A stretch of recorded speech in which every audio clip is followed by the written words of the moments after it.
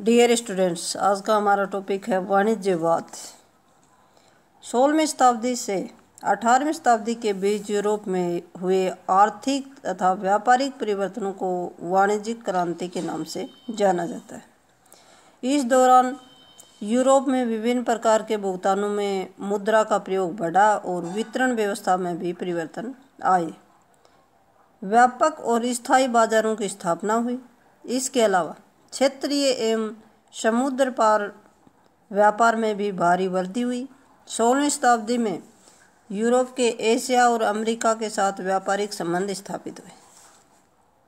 भूमध्य सागरीय क्षेत्र में स्पेन और पुर्तगाल ने इन देशों के साथ खूब व्यापार किया।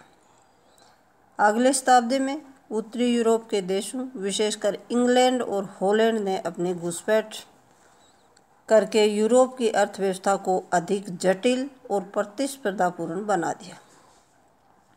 मूल्यवान धातुओं के दोहन, मसालों की मांग, गुलामों के व्यापार, उपनिवेशों की स्थापना आदि के कारण समुद्री पार व्यापार में आश्चर्यजनक वृद्धि हुई, जिसके कारण एशिया तथा अमेरिका का माल यूरोप के उच्च वर्गों के पास पहुंचने लगा।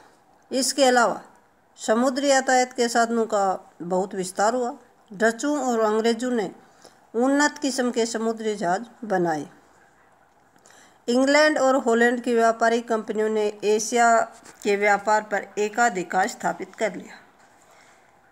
इस तरह से यूरोप का महाद्वीपों के बीच नियमित व्यापार शुरू हो गया। आधुनिक काल से पहले यूरोप में उद्यमी मुख्य तौर पर व्यक्तिगत तौर पर अपने ही परिवार के साथ साझा व्यापार करते थे।